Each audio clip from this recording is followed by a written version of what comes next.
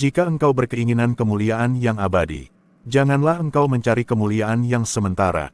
Kemuliaan di dunia itu hanya prasangka diri sendiri dan prasangka banyak orang, yang hanya melihat dengan pandangan lahir yang menipu, tidak melihat apa di balik sesuatu.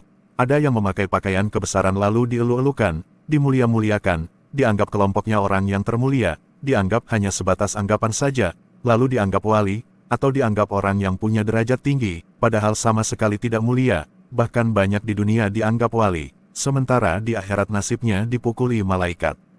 Orang di dunia masih mengagung-agungkan, dan semakin orang mengagungkan makin orang itu mendapat azab, karena kenyataannya dirinya tidak sesuai yang orang tuduhkan, dan ketika di dunia dia menikmati kemuliaan dari tuduhan orang-orang kepadanya, karena dengan dimuliakan dia mendapat fasilitas dan kemewahan hidup, sementara kenyataannya berlawanan dengan kemuliaan itu.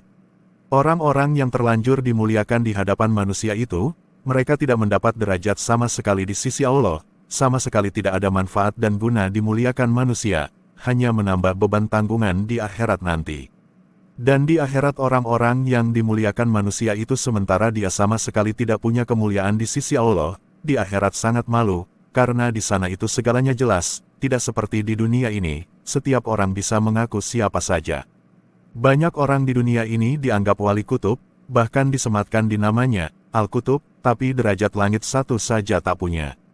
Jika engkau berkeinginan kemuliaan yang abadi janganlah engkau mencari kemuliaan yang sementara. Manusia mencari kemuliaan melalui berbagai-bagai cara. Mereka mencarinya melalui harta, pangkat dan kekuasaan. Ada yang mencarinya melalui ilmu dan amal. Ada yang mencarinya melalui wajah yang cantik dan suara yang merdu.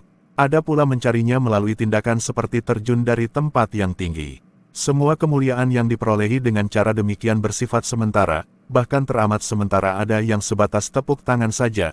Bila orang yang berkenaan berpisah dari alat yang menjadikannya mulia maka hilang juga kemuliaan yang dimilikinya. Semua kemuliaan tersebut akan berakhir apabila manusia mengalami kematian. Jasadnya dikubur di dalam tanah dan kemuliaannya ditinggalkan di atas kuburnya. Jika diperhatikan benar-benar didapati bahwa apa yang dikatakan kemuliaan bukanlah apa yang dimiliki dan bukan apa yang diletakkan oleh orang lain kepada seseorang itu. Kemuliaan dan kemegahan adalah perasaan yang timbul di dalam hati. Ada orang yang kuasanya tidak seberapa tetapi sudah merasakan sangat mulia.